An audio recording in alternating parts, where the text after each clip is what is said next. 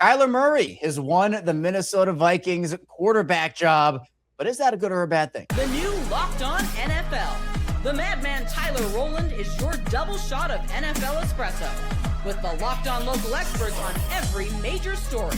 Get ready, Rowland is revving up. Locked On NFL starts now. Locked On Podcast Network. Your team every day. You are Locked On NFL. Welcome in to the show. I am obviously not Tyler Rowland. I am Kevin Ostreicher, filling in for Tyler here today. And alongside me, it is Luke Braun, the host of Locked On Vikings. On today's show, the Saints are a really intriguing team to me. And I want to talk about their wide receiver trio, as well as just where they are in the division as training camp is officially more than underway. We'll also talk about Quinnen Williams getting extended in Dallas and what to make of that Dallas team right now in the NFC East. But in the first part of the show, I mean, it's only right that we have Luke Braun here to talk about Kyler Murray winning. Thank you for doing this on a Tuesday. Quarterback battle. I record this. Right. I mean, look, this was, I guess, a competition for the ages, back and forth, right? Like, no, I mean, Kyler Murray won this one pretty early, right? Here's the thing. I went on Locked On Sports Today, which went up this morning. And then, so the Peter Bukowski broke this news to me because I woke up to it. And he just texted me, ah, ha, ha, ha, ha, ha. Great. I'm sure you're like, what's going on here? Because we had just recorded this last night about how this competition was not the runaway it was supposed to be. The idea was that by day 3, it would be this clearly obvious thing, and we'd all be rolling our eyes and asking him to wrap it up. But depending on what day you went, I was just talking to my dad, who went on one of the days that JJ McCarthy looked better, and he was tearing his hair out. Like, what are they doing? I just went to camp. That clearly was not the better quarterback. What do you mean? And if you went on the right day, you might be going crazy too. So this was not a unanimous blowout. Kyler didn't skunk him.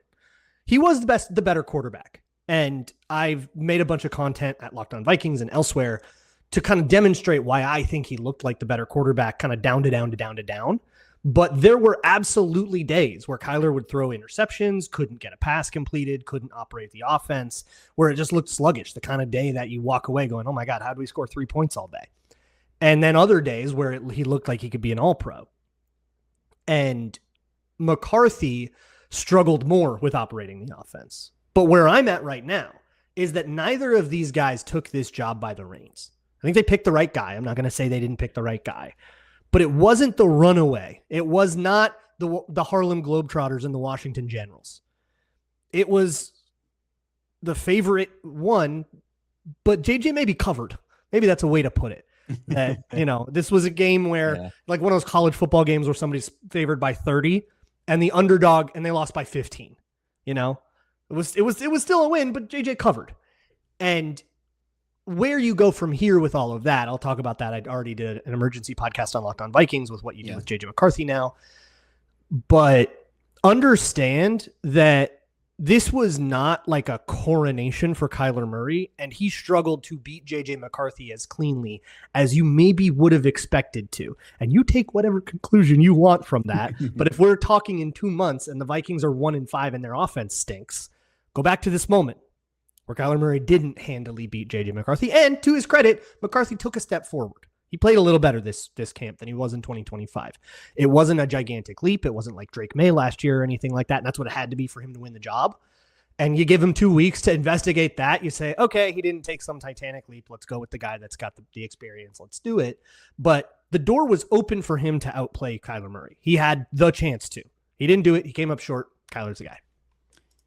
I guess, my biggest question still remains of why now to call the competition. Do you have any read on that? Do you think it was too early to do it? Do you think they should have given preseason games, or what's your read on it?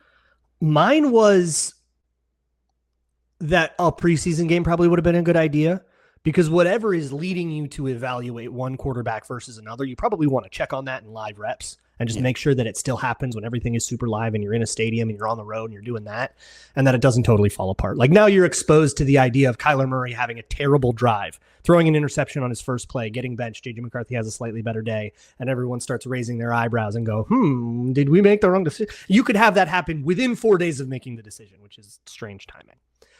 What I'll say is, Kevin O'Connell claims that that this was the plan all along.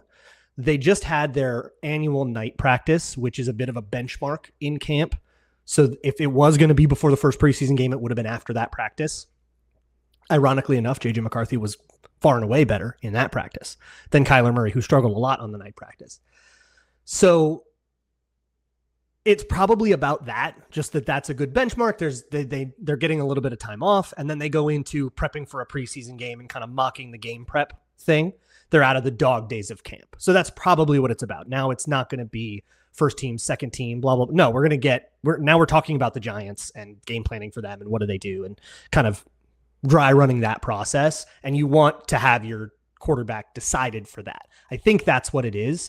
And for Kyler, it was that he's got to get this really complicated playbook down. And he was already kind of mentioning very validly that not having only half the reps was kind of hamstringing his ability to get used to the offense. And so you did want to minimize that. That's why they did that. For me, I think it was probably worth one preseason game. You still got two more. You probably would have been okay. One preseason game would have been a good idea. But at the end of the day, we're disagreeing by 5 days of camp. Like, who cares? Yeah. Yeah. That makes sense. I mean, I think also you mentioned it, like what does happen with J.J. McCarthy. Now, I know you said you went into it a little bit over on Locked On Vikings, but I mean, for people who maybe didn't catch that, and be sure if you are listening, go look at that after this, by the way. But what was your initial take on it, and what ultimately do you think happens with him? So O'Connell's been asked this a bunch of, hey, if Kyler starts, what do you do with JJ? And their answer is, in my opinion, delusional. That is, well, then he's going to be the backup. And in 2027, we're going to give him another chance. And personally, I don't know. And pigs will fly. Like, I don't think that there's any world that they'll actually follow through on that. But I do believe that is their genuine intention right now. I feel like we've all been around the league long enough to know if Kyler Murray plays well enough, he gets an extension and J.J. McCarthy's not part of this equation anymore. And now you're the Kyler Murray team. And going into 2027, if Kyler Murray doesn't play well enough, you probably see a little JJ over 2026.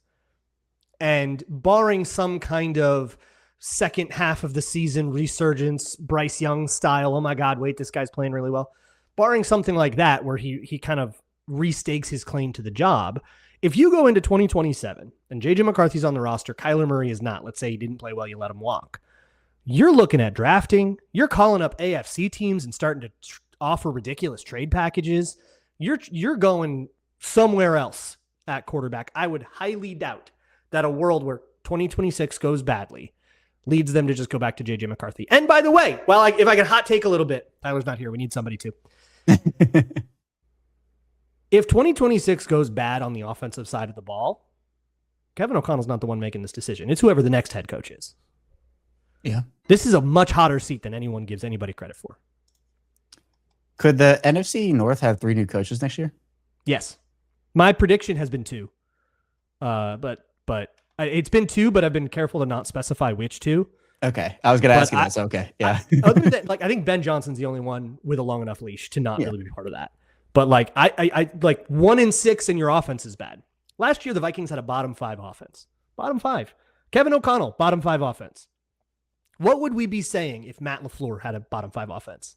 Or Mike McDaniel, who had his offense struggle a lot. Now he's fired. If one of these offensive guru types had a bottom 5 offense, if Kyle Shanahan ran a bottom 5 offense, oh my God, we'd go crazy. Right? Yeah. If you have a bottom 5 offense 2 years in a row and you're supposed to be the offensive scheme lord, dude, that's supposed to be able to develop QBs and you also failed at that, what do you do here? Say it with me, everybody. Interim head coach Brian Flores. Oh, man.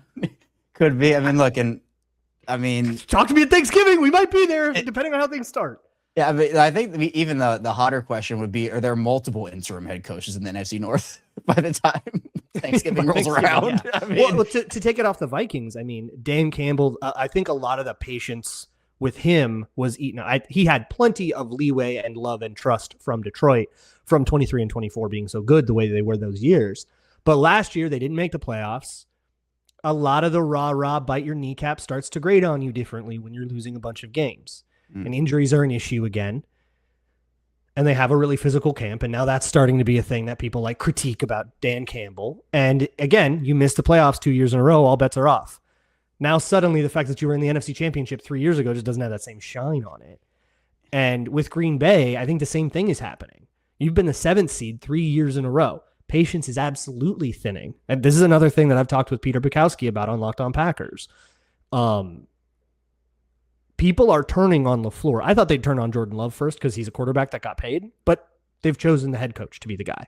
And when the Packers would struggle last year, Packers fans would say, here's what the coach did wrong. Why did he challenge that? Why did he go for that 4th down? What is this game plan? He doesn't know how to coach anybody. And he's going to be the head that rolls if the Packers don't find a way to step up past that. We're just kind of a wild card team that technically was in the playoffs, and you forgot we were even in the playoffs because we're the 7th seed. Yeah. I mean, plus how they lost last year as well. I mean, to a division rival in that plaloff game. It hurts. They're going to come back mad. The Packers are a very vengeful team. I think so. That Packers-Bears game should be a banger. Oh, 100%. And I think that even, like you said with Dan Campbell, you can only bite off so many kneecaps before it becomes old and tired. So Lots of conversation in that NFC North, but Kyler Murray at least going to be the starter for the Vikings in week 1. And we shall see how it all unfolds there. Coming up, though, in the second part of the show, we'll talk about another NFC team with the Dallas Cowboys. They just extended their big trade deadline acquisition from last year. I don't know what's going on in Dallas right now, so stay tuned. We got plenty coming up here on Locked On NFL. Support for today's episode comes from Square. Behind so many of the local businesses people visit every day is Square, a platform designed to help businesses sell, manage, and grow. Whether it's a neighborhood coffee shop, a packed sports bar on game day, or your favorite restaurant, Square brings payments, banking, and more together in one connected system. It helps business owners spend less time managing technology and more time focusing on their customers. Square isn't just a payment processor. It's a complete business platform built to simplify the day today. From accepting every major payment method to managing inventory and helping businesses access their earnings faster, Square gives owners the tools they need to run their business with confidence. And it's the little things for me, like when a restaurant is slammed, but the staff never looks stressed, or when checkout is fast, no matter how busy it gets, you're not waiting around, nothing feels chaotic, and it just feels organized. That kind of experience usually comes from having Square, keeping everything connected in the background. So if you're starting a business or running one that deserves better tools, Square helps you sell, manage, and grow without slowing down. Right now, you can get $200 off Square hardware at square.com/go/LockedOnNFL. That's SQARE.com/GO/LockedOnNFL. Run your business smarter with Square. Get started today.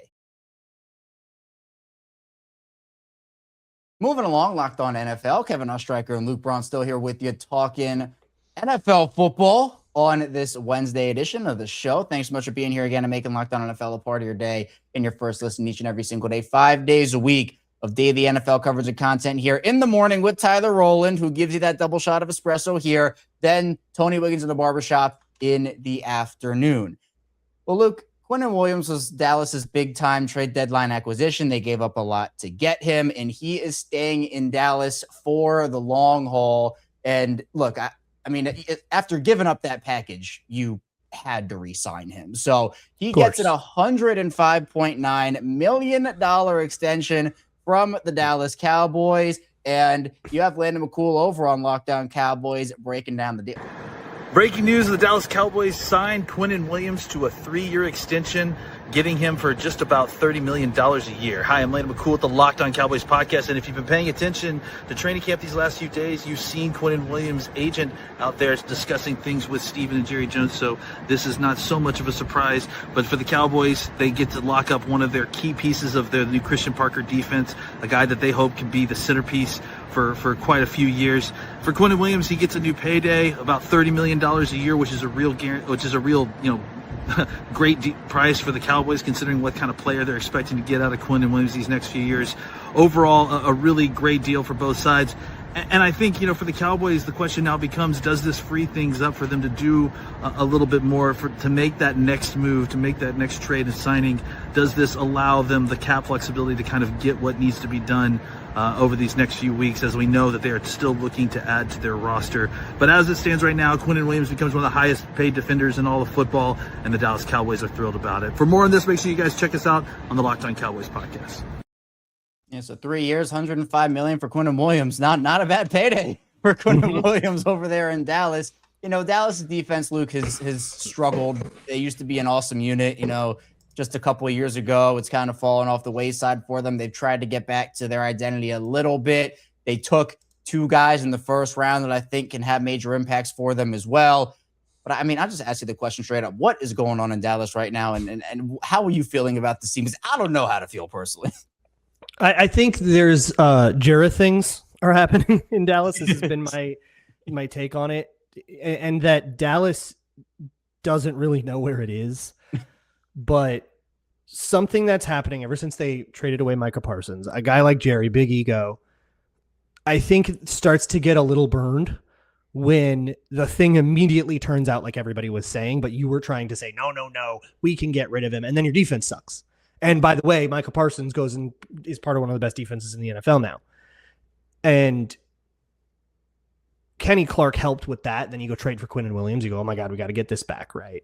And so I always thought, okay, they kind of managed to put together some kind of D-line you can respect again if you just forget who they had in the building before. Yeah. Quinnen Williams, Kenny Clark, whatever you get back from him. You bring in Rashawn Gary, which is a very funny it's part of this I always continue to forget. And, somebody like Jonathan Bullard to run stuffer. They want to stop the run. That's what it really is. They want to stop the run. That's what Rashawn Gary is for. That's what Jonathan Bullard is for as like a rotational guy. They want to stop the run. And so Quinnen Williams is a huge part of that. In terms of defensive tackle contracts, one thing I love to do on this is to say average per year as a percentage of cap the year that you signed. So that 30-ish million is 11.7% of the cap this year. And it's a good way to adjust. You can actually see how it compares actually very similarly to a 1998 John Randall contract in Minnesota, which was one of the highest paid contracts in history for any interior guy. Chris Jones it's a little bit below the Chris Jones contract from a couple years ago in Kansas City. It's actually significantly below the Jalen Carter contract, which is still far and away the most expensive one. So this isn't a market resetter or anything like that.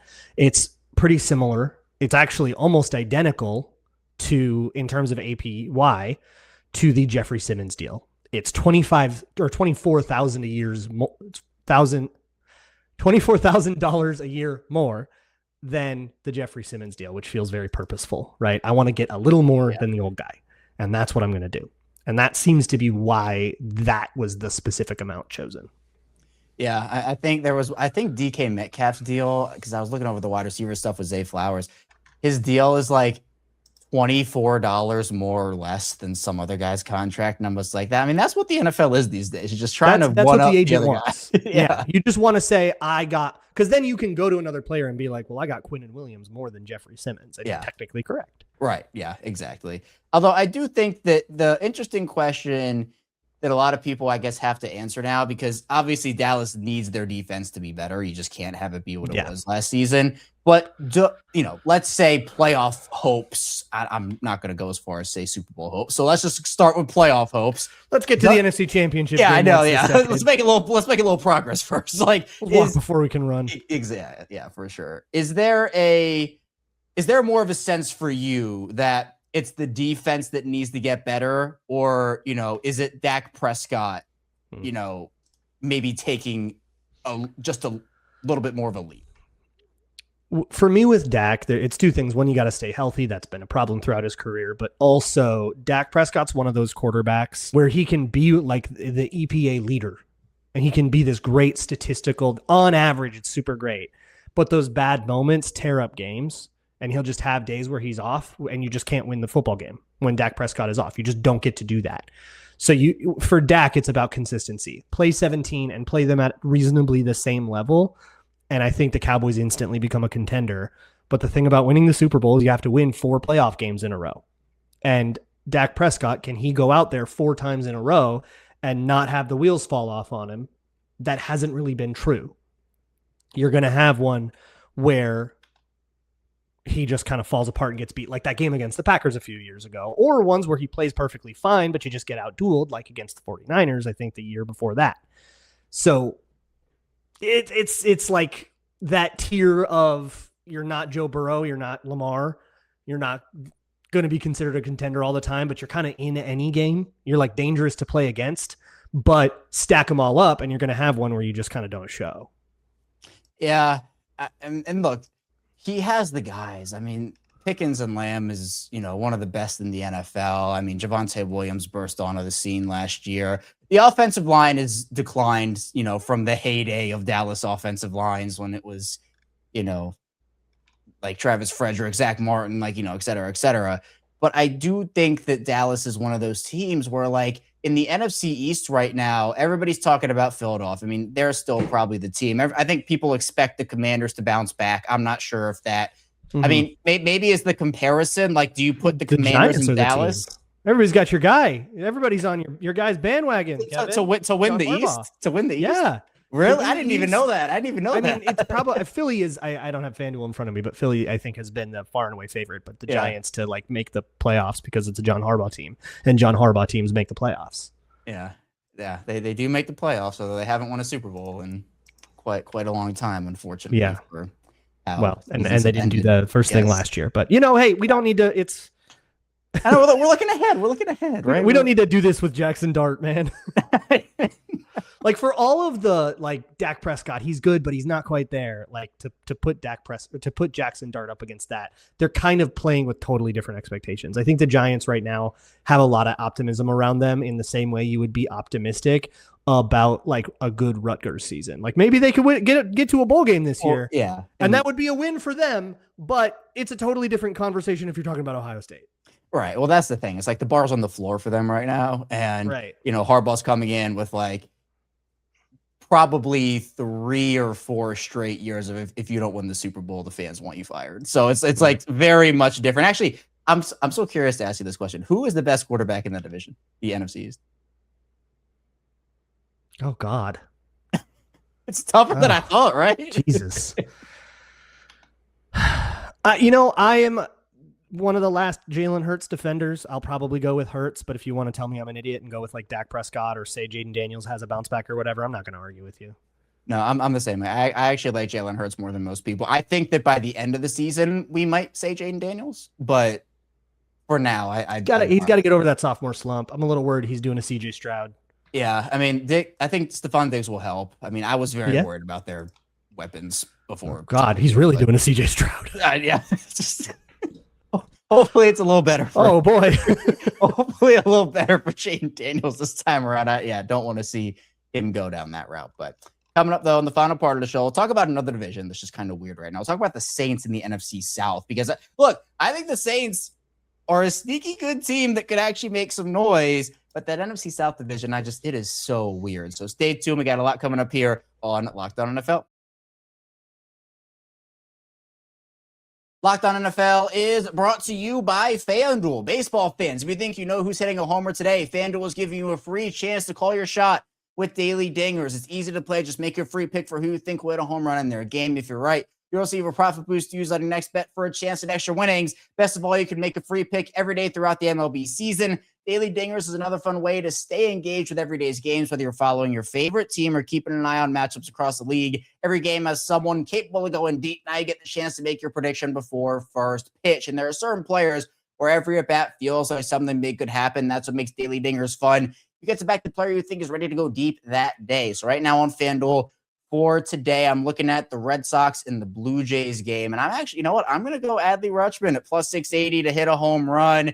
It'll be his second game in a Boston uniform. So I'm liking those odds over on FanDuel. So are you ready to play your game today? Join all the action at FanDuel.com. That's FanDuel.com to play Daily Dingers and make your free pick on who's hitting a homer. Play ball and swing for the fences on FanDuel, an official partner of the MLB. Locked On NFL, Kevin Ostreicher, Luke Braun, still talking NFL football with you here. Preseason football. I mean, I can spell it. We got the Hall of Fame game on Thursday. The maybe the best game we'll see all season. Little center discourse coming out of that one. Man, little rookie center discourse with Andrew Billings and Sam Hecht. That's how you know football's back. I mean, those are the peak conversations we live for here on Locked On NFL. Yeah, but speaking of peak conversations, I think this Saints team is one that people are having plenty of conversations about. They took Jordan Tyson. Tyler Shuck is in year 2. Kellen Moore. They bring in Travis Etienne as well over from Jacksonville to be, I guess, a two-headed monster with Alvin Kamara. I think the Saints are intriguing. And Ross Jackson over at Locked On Saints, he highlighted a Saints wide receiver trio you need to look out for. The Saints rookie wide receiver trio of Jordan Tyson, Bryce Lance, and Barrion Brown is one of the reasons why you should be very excited about the Saints in 2026. All three have been a lot of fun to watch here over the course of training camp, and each bringing their own unique contributions to the Saints offense as well. Barrion Brown and Bryce Lance showing off some of their downfield ability. Bryce Lance's 6'3" frame is excellent in the red zone and in some contested opportunities. And of course, Jordan Tyson brings all the explosiveness and dynamic play you can want at the wide receiver position, from route running to yards after catch and more. This trio should bring a lot to the New Orleans Saints offense in tandem with guys like Chris Olave, Travis Etienne Jr., Alvin Kamara, and of course, exciting young quarterback in Tyler Shuck. So which one of these wide receivers are you most looking forward to seeing as they put forth their efforts in changing the New Orleans Saints offense?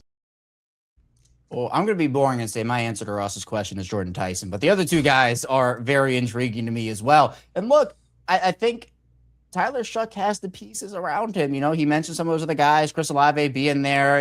It feels like New Orleans is very excited about Oscar Delp, the rookie tight end. Maybe they're the team that can unlock Noah Fant. Maybe Tyler Shuck is the Noah Fant whisperer, and, you know, he can finally put together some more consistency. Are you feeling good about the Saints team? Because I think more than anything, it might not be to me, Luke, about how good I feel about the Saints, but how bad I feel about the NFC South as a division itself. Yeah, that has to be part of it. This is another one that's like Illinois. And it's like, you know, hey, maybe they'll be in the top half of the Big Ten and sneak into a bowl game. And that like is something really exciting for them. But the second you start to hold them up to teams that are supposed to contend, the Seahawks, the Rams, and the Eagles and stuff, you get there. By the way, I did pull up FanDuel to follow up on that earlier thing. The Eagles are the favorite in the NFC East at plus 125. And in terms of the NFC South, the Saints, FanDuel hasn't really caught up on this Saints discourse. They're one of the least likely teams in the whole NFC to make the playoffs still. So they're still an unknown thing if you want to, you know, get in while the elevator's on the ground. But my thing with the Saints has been with Tyler Shuck. He was like the 24th best quarterback last year, and he was crowned as though he were an upper echelon quarterback, a top half, top 10, because the expectation was that he was going to show up and like puke all over his shorts, and he didn't do that. He actually game managed okay. So what I need to see from Shuck before I take the Saints seriously as a contender, I don't know, maybe they could 8-9 their way into a bad NFC South win, like what happens sometimes. That doesn't mean a lot to me. For me to really look at the Saints and be like, you got to pay attention to these guys in the NFC. They could be the team that comes out of there. Shuck needs to take a step forward in terms of being a tractor, not a trailer. That Saints team, he was a game manager. And I've talked before, especially with like Brock Purdy, how game manager is not necessarily a bad thing. Tom Brady was a game manager. He was okay at football. Game managing can absolutely be a way you can make an explosive offense. I don't mean check down Charlie when I say that, but just a guy that pulls the levers, delivers where he's supposed to go on time, you know, on the body, on the break, put it there. But there will become a limit to that when it comes down to pressure, you know, important situations and stuff. And that's where a guy like Tom Brady would separate himself from the other game managers. So I don't buy. I think this is a little bit campy. It's a little training campy. Jordan Tyson, first round pick. We'll see what they get out of him. But ultimately, a month from now, Chris Olave will once again be the headline of the Saints. And these other guys will be maybe guys that get in on the rotation. You know, don't put them on your fantasy team unless you're 15 deep on the bench. This is going to be Chris Olave's team still. And all these other guys are about depth and putting that stuff around them. So sure. They do have the weapons. They do have a reasonable roster that looks like it can put it all together. But I need to see that Tyler Shuck can elevate these guys, not just be dragged along by them. Because this is not Jamar Chase and T. Higgins. This is like a reasonable group that looks like it's made out of adults for once. Yeah. And, you know, I think for the Saints, to me, and I think this is probably for a lot of people, I'm not expecting this to be a 1-year thing for them. Like, there's still plenty of ways to go for them, but I just want to see tangible improvement, right? And that can be making the playoffs.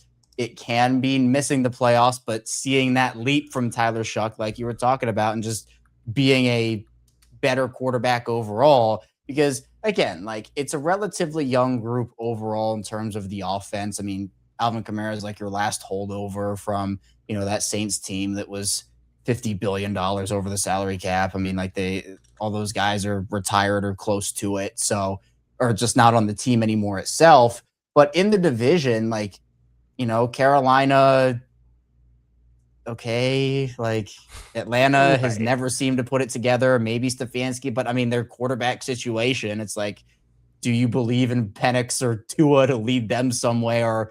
You know, and then Tampa feels okay, but also like still not really. Like, I don't know. It's just, I don't feel great about any team in that division. I was telling you before the show, I'll say it again. That division is not my business. It's between them and God. I don't need to know. I've been saying Panthers or maybe Bucks just to go as chalk as possible, but it is such a mishmash. Like, it's all over the place. The Bucks are the favorite on FanDuel for whatever that's worth for you, but not by a lot. Yeah. With the Falcons and the Falcons behind them and the Panthers. But the Saints are the ones that people aren't believing in, at least at large, if you want to use the sports book as a proxy for public opinion, which I think you can. Yeah. The hype train has not yet left the station. Yeah. And I mean, look, worst to first in the division, where 3 teams tied at 8 and 9 for first place. I mean, that's probably the one. I mean, yeah, that's probably that's the what one. it is. But so many of these season predictions are just repeats of what happened last year. The NFC South didn't produce a team with a winning record. We're just predicting that will happen again. Somebody will surprise us. Somebody will come out of it. In terms of who that is, everybody else can go make their guesses. And if you guys are all right, then you can take your victory lap. I'll choose. You can't lose at a game you don't play. Yeah, calling it right now. 3 playoff teams from the NFC South this year in the NFC.